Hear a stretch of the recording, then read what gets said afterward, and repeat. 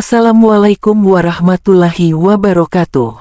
Selamat datang di channel As by Story. Jangan lupa like, komen, dan subscribe, serta aktifkan lonceng notifikasi agar tidak ketinggalan cerita menarik lainnya. Sekarang, mari kita mulai ceritanya. Permata, ayo, kamu udah siap? Tanya Furkan sambil memakai sorbannya. Iya, sabar sebentar Napa, balas Permata. Ia sibuk mengoleskan lip di bibirnya. Hari ini Furkan ada kajian di salah satu masjid, acaranya jam 8 pagi sekarang waktu menunjukkan sekitar jam 7 pagi. 1 jam lagi acara akan dimulai tetapi ia masih menunggu Permata untuk bersiap-siap. Sebenarnya Permata tak ingin ikut tetapi Furkan memaksa agar datang. Sejak pernikahan Furkan dan Permata ia memang tak pernah membawa Permata ke acara kajian yang ia hadiri atau sekedar acara berkumpul dengan para kiai dan gus dari pondok lain. Furkan selalu membujuk Permata untuk pergi bersama tetapi selalu ada alasan bagi Permata untuk menolak ajakannya, seperti ia sakit perut, kepalanya mual dan berbagai macam alasan lainnya. Kemarin ia beralasan kakinya sakit padahal kakinya baik-baik saja. Furkan mengancam jika kali ini ia tidak ikut maka ia tak akan mengizinkan Permata bertemu dengan teman-temannya. Sebenarnya Furkan terkadang sudah lelah dengan candaan teman-temannya karena setiap kali Furkan menghadiri acara ia selalu datang sendirian. Loh, udah nikah kok datang sendirian nih gus kita, mana nih istri kecilnya? Atau dengan ledekan pantun, makan buah pepaya sembari memakai minyak kemiri, kirain datang berdua nyatanya malah sendiri. Dan saat itu Furkan hanya bisa tersenyum menanggapi segala gurauan mereka. Ia juga yakin kalau kali ini ia tak datang bersama dengan Permata maka ia akan mendapat gurauan seperti sebelumnya. Untunglah sedikit ancaman dari Furkan mau melunakkan hati Permata. Tentu saja Furkan tak serius dengan ucapannya ya kali dia tidak mengizinkan Permata bertemu dengan teman-temannya ia juga tidak tega dan tidak sekejam itu orangnya. Ya udah yuk, ajak Permata. Ia sudah siap style abaya dan jilbab pasimina warna senada dengan abayanya. Furkan menoleh dan sejenak ia terpaku melihat penampilan Permata. Sungguh sangat menenangkan hatinya ketika ia melihat istrinya berpakaian menutup aurat dengan sempurna. Istrinya itu memang masih belajar untuk menjadi lebih baik. Ia tak memaksa Permata untuk berubah sepenuhnya tetapi secara perlahan, ia membiarkan Permata memakai style seperti apa yang ia inginkan asalkan itu tidak memperlihatkan aurat dan lekuk tubuhnya.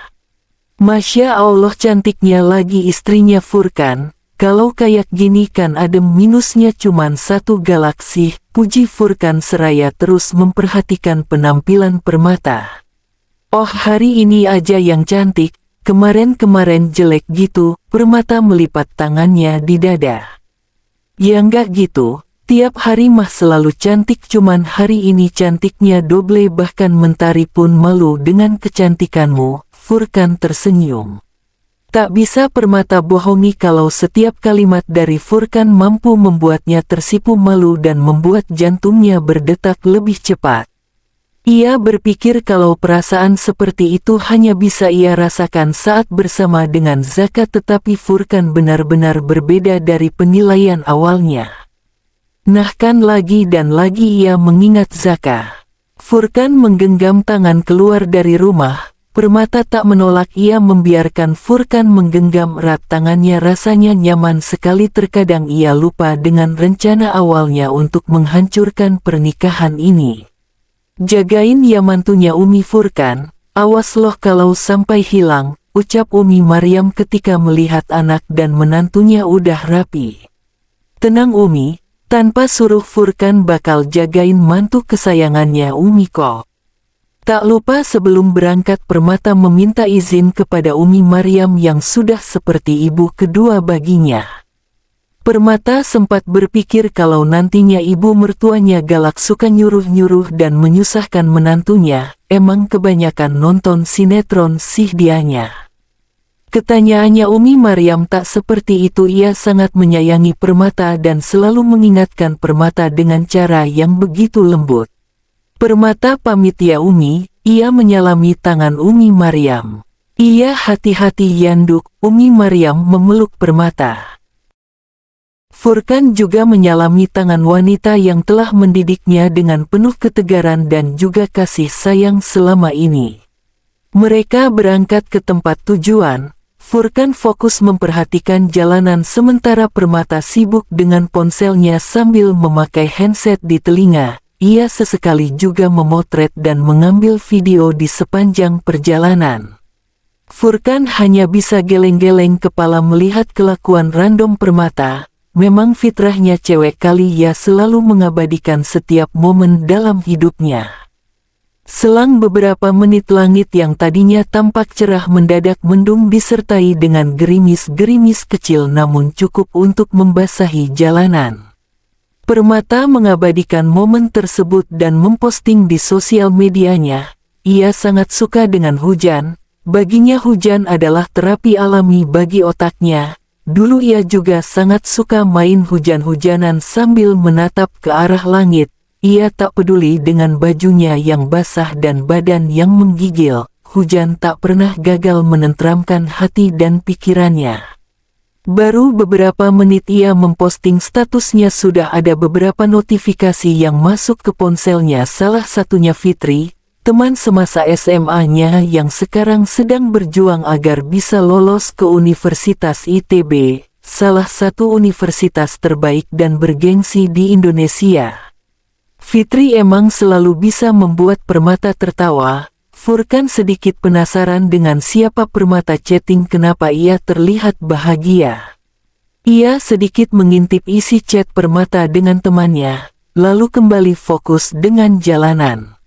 Setelah menempuh perjalanan sekitar 30 menit, mereka sampai. Untung saja ketika mereka sampai di lokasi gratisnya sudah reda. Di tempat parkiran banyak kendaraan yang terparkir. Ini membuktikan betapa banyaknya jamaah yang hadir.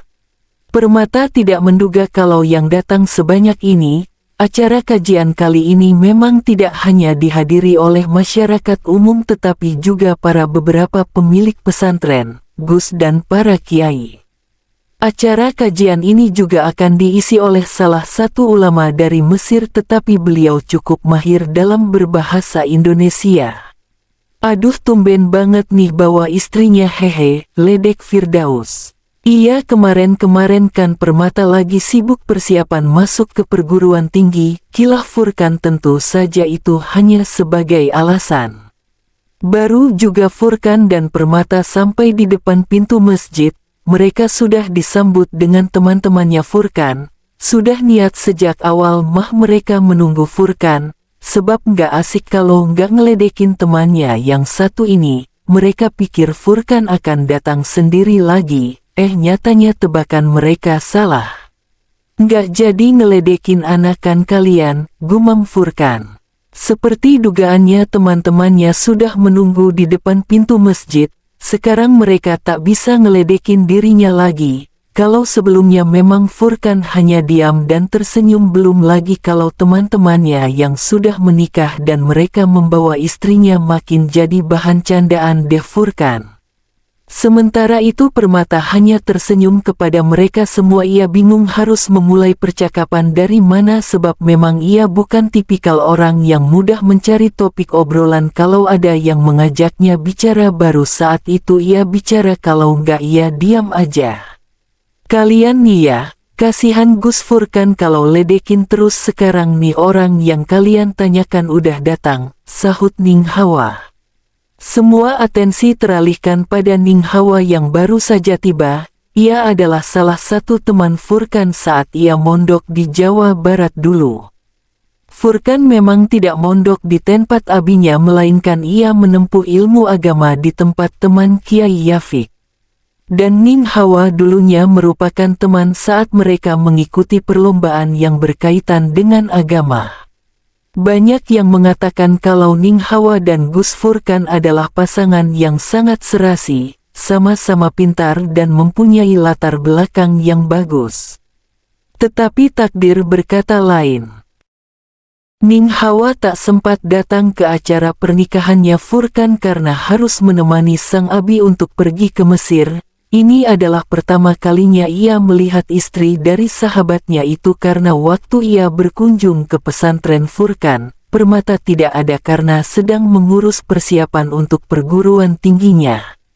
Kedatangan Ning Hawa ke pondok dulu bukan tanpa alasan tetapi ia memang sengaja untuk bertemu dengan istrinya Furkan. Sayang waktu itu Permata sedang ada urusan keluar. Dia banyak mendengar dari teman-temannya kalau istri Furkan itu masih sangat muda dan baru tamat dari SMA. Hal itu menjadi daya tarik sendiri bagi Ning Hawa untuk mengenal lebih jauh lagi tentang Permata. Entah apa alasan sebenarnya Furkan untuk segera menikah padahal ia ingat dulu Furkan pernah mengatakan kepadanya kalau ia akan menikah setelah ia mencapai impiannya untuk pergi ke London. Saat ditanya pun Furkan hanya menanggapi dengan candaan. "Baru datang Hawa?" tanya Furkan. "Iya, Permata kenalkan ini Hawa teman saya waktu mondok dulu." Permata istrinya Mas Furkan, ia mengulurkan tangan pada Hawa dan Hawa pun membalasnya. "Mas," gumam Furkan. Panggilan itu tentu saja cukup terasa asing di telinga Furkan, tetapi mampu membuat Furkan merasa salting atas panggilan tersebut. Biasanya juga Permata tak pernah memanggilnya dengan kata mas, palingan lo gue, jadi kesambet apa istrinya ini tiba-tiba memanggilnya dengan kata mas. Sebelum datang ke acara kajian Permata terlebih dahulu mencari informasi tentang bagaimana seharusnya bersikap kalau menjadi istri dari seorang Gus. Dan di sana ia juga melihat kalau para istri memanggil suaminya dengan kata mas, walau ia bisa dikatakan agak bandel namun ia tahu tata krama.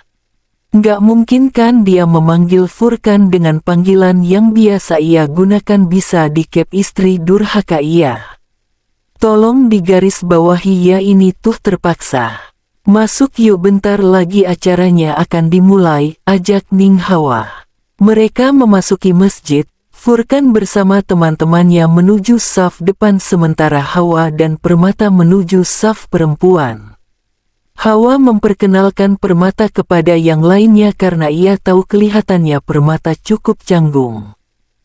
Pinggang Permata rasanya seperti mati rasa, ia duduk sudah 4 jam lamanya tetapi acaranya masih belum selesai. Ia pikir acaranya tidak akan selama ini. Dulu aja pas ada forum Anissa ia hanya bisa bertahan sampai 1 jam, setelahnya ia pergi entah kemana. "Masih lama ya acaranya?" tanya Permata kepada Hawa. "Lumayan, palingan sampai asyar siapnya." "Emang kenapa Permata?" Hawa memperhatikan Permata, tampaknya ia cukup gelisah. "Nggak ada kok, aku keluar bentar ya." "Oke." Permata menuju arah halaman masjid. Sekarang masih jam 11 pagi dan apa yang dibilang tadi oleh Ning Hawa, acaranya selesai siap asyar. Oh astaga, pinggangnya udah sakit sekali karena duduk berjam-jam. Emang paling benar dah kalau ia lebih baik di rumah, kalau ia bosan bisa main handphone, kalau di sini mana boleh main ponsel. Dalam masjid pas orang kajian terkesan gak punya adab sekali, dan di rumah ia juga bisa rebahan atau tidur kan. Ia melirik keluar gerbang masjid, ada beberapa penjual makanan di sana.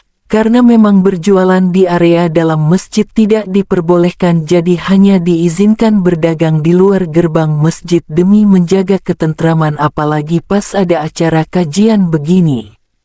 Permata menghampiri salah seorang pedagang. "Pak, telur gulungnya 15.000 ya."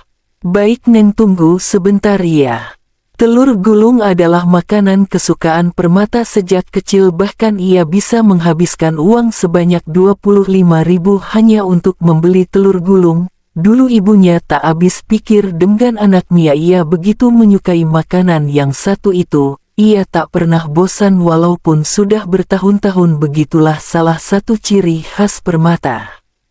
Permata mengangguk dan menunggu pesanannya selesai, sembari menunggu ia membuka Instagram, melihat apa yang sedang banyak diperbincangkan sekarang. Mana ada sesuatu yang menarik. Ini pesanannya, Neng. Permata memberikan uang kepada pedagangnya tetapi ia menolak. Udah dibayar Neng sama dia, Neng, tunjuk bapaknya pada seseorang yang berdiri dekat Permata. Zaka, sejak kapan ini anak ada di sini? Perasaan tadi tidak ada. Lah kenapa sekarang ia muncul? Udah kayak jelangkung saja, datang tak diundang, pulang tak diantar. Zaka memang ada di sekitar area masjid, hanya sekedar jalan-jalan saja. Saat ia hendak pergi ia tak sengaja melihat Permata keluar dari masjid. Ia pikir salah lihat karena penampilan Permata sangatlah jauh berbeda daripada biasanya yang ia lihat. Untuk memastikan itu benar Permata atau tidak, ia memutuskan untuk mendekat dan benar saja itu Permata. Bahkan Zaka hampir tak bisa mempercayai matanya sendiri. Sepertinya memang sudah banyak perubahan yang terjadi pada Permata. Itu memang kesalahannya dulu meninggalkan Permata tanpa penjelasan. Perempuan mana yang tak sakit hati kalau diperlakukan demikian? Oleh karena itu ia bertekad untuk menebus semua kesalahannya di masa lalu kepada Permata.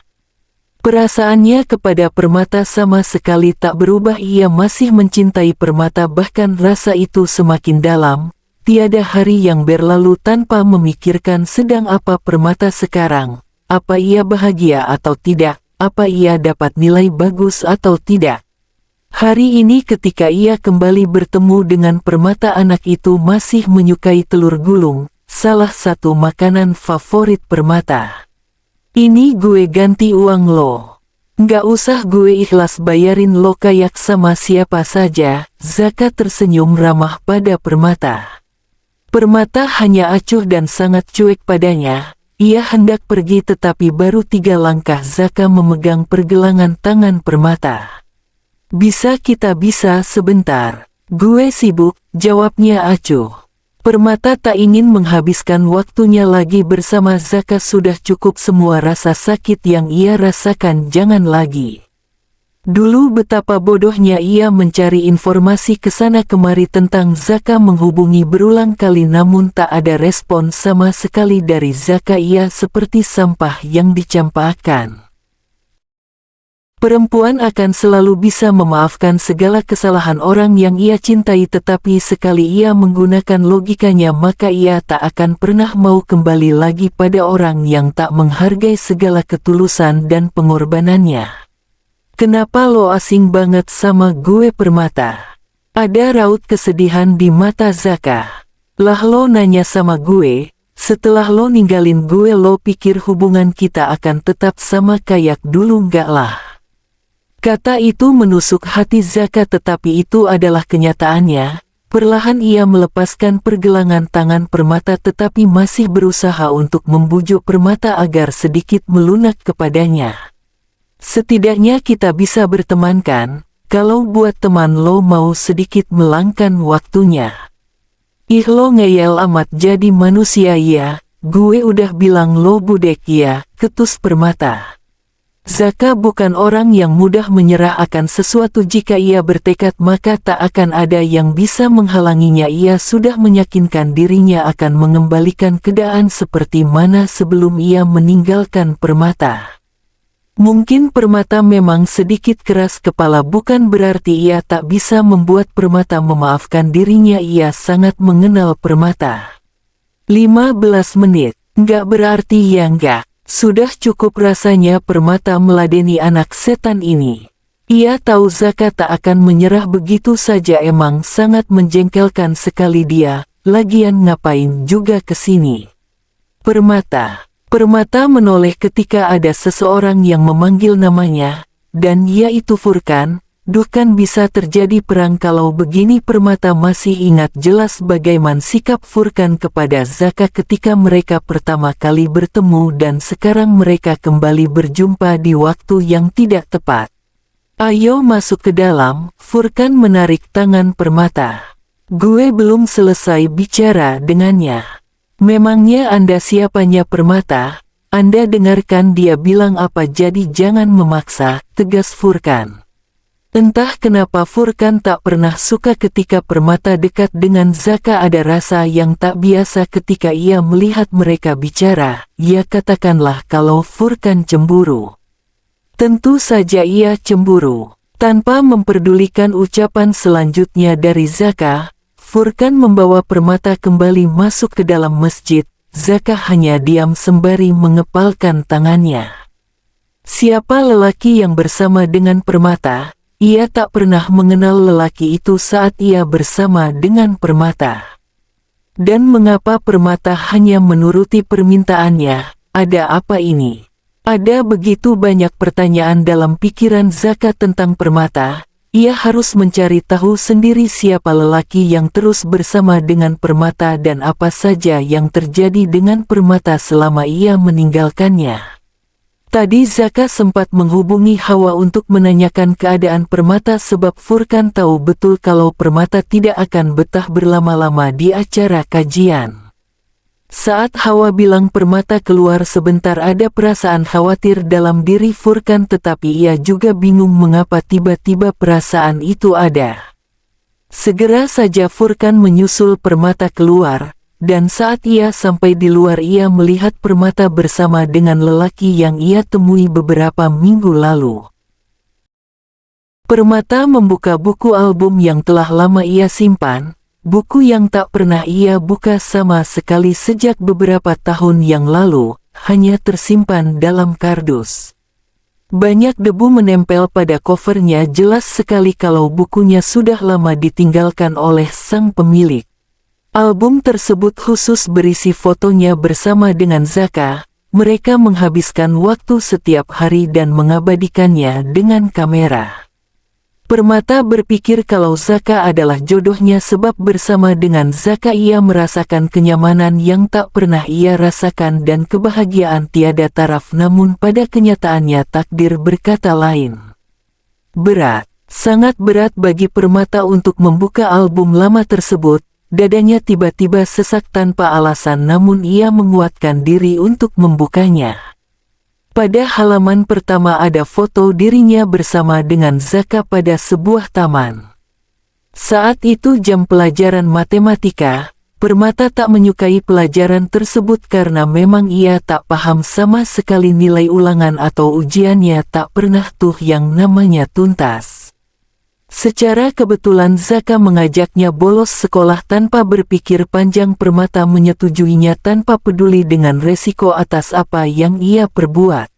Mereka pergi ke sebuah taman dan menghabiskan banyak waktu di sana, berbincang dan membicarakan hal random lainnya. Permata membersihkan album tersebut dengan tisu. Ada sebahagian dalam dirinya untuk merawat kembali album lama penuh luka. Furkan sama sekali tak mengetahui tentang album itu, karena Permata memang sangat merahasiakannya dari siapapun, bahkan orang tua Permata sama sekali tak mengetahui album Permata bersama dengan Zaka. Setelah membersihkan albumnya, Permata kembali menyimpannya dalam sebuah kotak dan ia sembunyikan dalam lemari pakaian paling bawah di antara tumpukan baju. Ia tak ingin Furkan tahu tentang album lamanya. Tidak semua hal harus diketahui oleh Furkan, ia juga butuh privasi dalam kehidupannya. Permata udah siap semua perlengkapan buat kuliahnya besok? Tanya Furkan. Ia baru kembali setelah mengecek keadaan asrama. Udah, jawab Permata singkat. Ya, besok adalah hari pertama masuk sebagai mahasiswa. Gugup pasti ada, apalagi ia telah mendengarkan beberapa cerita mengerikan tentang bagaimana senior memperlakukan juniornya. Belum lagi semua feed TikToknya membuat Permata cukup merinding. Namun Furkan meyakinkan Permata kalau segala kekhawatirannya tak perlu dicemaskan. Mungkin kalau di kampus umum kejadian itu memang banyak sering terjadi, tetapi kalau kampus berbau Islami sangat jarang ada kejadian yang diceritakan oleh Permata. 50.000 cukuplah ya buat kamu jajan sehari, soalnya kalau boros nggak baik, ucap Furkan. Iya, itu sudah lebih dari cukup, ayahnya saja paling banyak memberikan uang kepada Permata buat jajan 20.000. Sudah syukur Furkan masih mau membiayai kuliah dan memberikannya uang jajan jika tidak Permata sudah lama berpikiran untuk mengakhiri hidupnya saja. Siapa lelaki yang bersama denganmu tadi Permata? Akhirnya Furkan tak bisa menahan diri untuk menanyakan hal yang sejak tadi mengganggunya. Permata tak kunjung menjawab, menceritakan tentang Zaka akan membuka luka lama kembali. Melihat Permata yang hanya diam, Furkan semakin yakin kalau lelaki tadi mempunyai kesan tersendiri bagi Permata. Ia tak bisa memaksa Permata untuk menceritakannya, mungkin ia harus mencari tahu sendiri. Furkan hendak pergi tetapi perkataan Permata menghentikan langkahnya. Dia mantan pacar gue. Benarkan dugaan Furkan kalau lelaki itu punya kesan sendiri bagi Permata? Mantan pacar, yah di era sekarang tentu banyak yang melakukan hubungan sebelum halal atau bahasa gaulnya pacaran itu menjadi hal tren di zaman penuh teknologi. Sedikit sakit mendengarnya dari Permata, namun Furkan menghargai kejujuran Permata. Kamu masih memiliki rasa dengannya. Furkan ingin mengetahui lebih banyak tentang Zaka, dan bagaimana perasaan Permata terhadapnya sekarang. Jika memang benar Permata masih punya rasa pada Zaka, maka Furkan harus lebih berhati-hati lagi karena perempuan dominan dengan perasaannya ketimbang dengan logikanya. Ia tak ingin Permata lebih dekat lagi dengan Zaka. Ia takut kalau hal tersebut akan mengganggu keutuhan rumah tangganya. Apalagi Zaka sepertinya juga masih mempunyai rasa kepada Permata. Terlihat bagaimana ia memberikan perhatian kepada Permata. Tentu, jika Permata berbohong, bukankah Furkan akan terus mendesaknya untuk mengetahui apa yang diinginkannya? Ia lelah berdebat dengan Furkan, batinnya benar-benar berantakan. Apa yang akan terjadi setelah ini biarlah terjadi, ia sudah lelah dengan ekspektasinya sendiri. Permata, memang tak mudah melupakan seseorang dalam kehidupan kita, apalagi ini terkait dengan asmara dan percintaan. Namun sekarang saya adalah suami kamu. Saya berharap kamu bisa mencintai saya suatu saat nanti. Setelah mengatakan itu Furkan pergi meninggalkan Permata sendirian. Ia menang merasakan sakit ketika tahu bahwa istrinya masih mempunyai rasa terhadap pria lain. Jadi Furkan ingin menenangkan dirinya terlebih dahulu. Permata bisa melihat raut kekecewaan di mata Furkan. Entah ada apa dengannya, tetapi ia seperti merasakan hal lain ketika melihat Furkan kecewa padanya. Namun posisinya sekarang juga tak mudah. Ia sudah mencoba menjauh dari Zaka sebisa mungkin, tetapi Zaka seperti tak menyerah. Ia tetap berjuang agar Permata mau memaafkan dirinya. Dan di satu sisi ada Furkan yang juga sangat mencintai dirinya, tetapi hati Permata belum terketuk untuk Furkan. Sementara itu di luar, Furkan duduk di bawah pohon ditemani gelapnya malam. Ia berpikir apakah keputusannya memang salah untuk menikahi Permata secepat ini. Anak seusia dia masih ingin menghabiskan waktu bersama teman-temannya. Apa Furkan terlalu egois atas keinginannya tanpa memperdulikan perasaan Permata? Ketika Furkan sibuk dengan pikirannya, sebuah suara membuyarkan lamunanannya. Gus, panggilnya. Iya, jawab Furkan dengan singkat. Apa ada yang salah Gus? Mengapa Gus ada di sini malam-malam?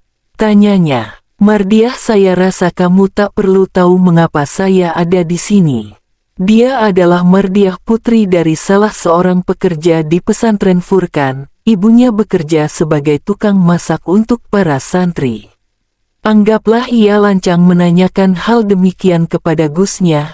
Tetapi Mardiah memang dikenal sebagai gadis yang berani, hanya saja ia terkadang salah menempatkan dirinya ketika dalam suatu kondisi, dan hal itu yang tak bisa dipahami oleh Mardiah. Maaf Gus, tapi saya hanya khawatir akan keadaan Gus. Saya hargai itu, kedepannya kamu tak perlu melakukannya lagi. Furkan segera meninggalkan tempat tersebut. Tidak baik bicara dengan perempuan di tempat sepi, apalagi ini udah malam. Furkan hanya takut akan menimbulkan fitnah nantinya antara dirinya dan Mardiah. Furkan tak bisa konsentrasi dengan pekerjaannya di pesantren. Selalu ada kesalahan yang ia lakukan saat proses pembelajaran berlangsung pun ia tidak fokus dengan apa yang ditanyakan para santri. Perkataan Permata tentang bagaimana perasaannya kepada Zaka sangat mengganggu dirinya. Pernyataan singkat tetapi sangat menusuk di hati Furkan. Ia sudah mencoba untuk mengabaikan dan terlihat seperti tidak peduli, namun ia memang sangat tak suka kedekatannya Zaka. "Ada apa dengan Anta, Gus?" tanya Emir. "Cuman lelah aja kok." "Ya." Furkan lelah dengan segala usahanya untuk mendapatkan hati Permata. Mau bagaimanapun caranya untuk meluluhkan hati Permata itu sama sekali tidak bisa menumbuhkan sedikit saja rasa dalam diri Permata untuknya. Apalagi saat ini Zaka masa lalunya Permata kembali ke dalam hidupnya hanya menambah kemungkinan kecil Furkan mendapatkan hati Permata.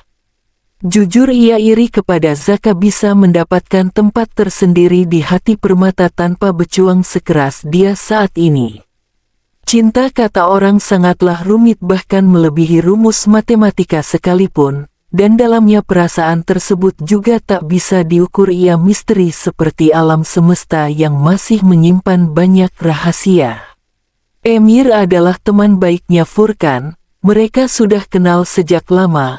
Mereka berteman sudah 10 tahun, waktu yang tak bisa dibilang sebentar untuk mengenal seseorang. Emir tahu bagaimana Furkan ia tak mungkin terlihat seperti ini tanpa ada alasan yang jelas. Lelah, ada kata lain di balik itu, persoalan yang cukup menguras tenaga Furkan. Emir tahu kalau bukan hanya raganya yang lelah tetapi ia lelah secara batin. Anta bisa menceritakannya kepada anak kalau Anta mau Furkan, tetapi kalau enggak ya sudahlah. Emir tak akan memaksa Furkan untuk bercerita kepadanya. Setiap orang punya privasi dalam hidupnya dan kita harus menghargai privasi tersebut. Ada beberapa hal yang tak perlu diceritakan dan memang lebih baik dipendam sendiri. Mungkin terasa memilukan namun juga tidak terlalu buruk. Ana hanya lelah soal Permata Emir, Ana tak bisa mendapatkan hatinya apalagi saat ini masa lalunya kembali. Apa mungkin ada tempat untukku di hatinya? Emir memegang pundak Furkan hanya sekedar memberikan kekuatan kepada sahabatnya. Ia tahu ini tak akan mudah bagi Furkan tetapi urusan rumah tangga mereka juga sangat serius.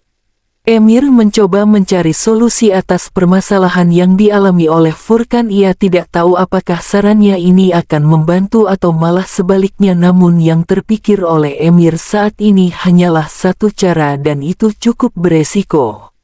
Bagaimana kalau Anta mencoba kasih waktu sendiri buat Permata? Furkan mengerutkan kening. Apa maksud ucapan dari Emir? Mencoba memberi Permata waktu, apakah selama ini Furkan tidak memberinya waktu sendiri? Maksud Anta, gini loh, selama ini kan dia sama Anta, besok dia juga udah masuk kuliah, ya Ana cuman nyaranin kalau Permata dimasukkan ke asrama kampus. Kasih waktu untuk dia belajar dan menikmati hari-harinya untuk beberapa saat. Setelah itu ajak dia kembali ke pesantren. Lagian jarak kampus dia dan pesantren nggak terlalu jauh, Anta bisa jengukin dia kapan aja. Itu saran Ana sih, tapi kalau menurut Anta cukup beresiko nggak usah dilakukan. Furkan mencoba berpikir untuk beberapa saat mengenai usulan Emir. Tidak salah juga sih, Permata memang masih sangat muda dan anak gadis seusia dia dihadapkan pada persoalan pernikahan tentu membuatnya sedikit terkejut dengan perubahan yang secara tiba-tiba. Apa memang sebaiknya ia memasukkan Permata ke asrama kampus? Lagian kan kampusnya juga ada sistem asrama bagi yang mau. Furkan emang nggak bisa mengawasi Permata setiap saat, tapi daripada membiarkan Permata ngekos mending ia dimasukkan ke asrama, itu lebih baik dan juga penjagaannya aman. Lagian ini hanya untuk sementara waktu. Jika Furkan merasa sudah cukup memberi Permata waktu, ia akan membawa Permata kembali ke pesantren. Di sana ia juga bisa belajar tentang hidup mandiri dan berinteraksi dengan yang lainnya juga. Sekarang yang menjadi permasalahannya adalah apakah Umi dan Abinya akan setuju dengan ide ini. Furkan ragu orang tuanya akan setuju, jangankan di luar pesantren, saat dalam pesantren saja kadang Uminya juga masih mencemaskan keadaan Permata. Setidaknya Furkan akan mencoba. Jika memang orang tuanya tak mengizinkan, maka ia juga tak bisa memaksa, sebab keputusan orang tua adalah yang terbaik bagi anaknya. Saran yang bagus Emir, mungkin cukuplah 1 tahun untuk Permata tinggal di sana. Tapi apa Anta sanggup berpisah dengan Permata? Furkan, Anta juga nantinya nggak akan terlalu bisa mengawasi Permata jika ia chat atau menghubungi masa lalunya itu. Benar, apakah nantinya Furkan akan terbiasa jauh dari Permata sedangkan ia sudah terbiasa dengan keberadaan Permata di sisinya? Namun ia juga tak boleh egois dengan mementingkan dirinya sendiri. Ia juga harus paham bagaimana keadaan Permata yang begitu tertekan dengan ini semua.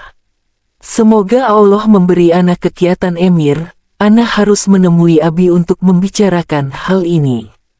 Emir mengangguk dan Furkan segera menemui Abinya yang ada di ruang pimpinan pondok pesantren. Sebelum masuk, Furkan mencoba untuk meyakinkan dirinya sendiri, menarik napas dan memantapkan langkahnya.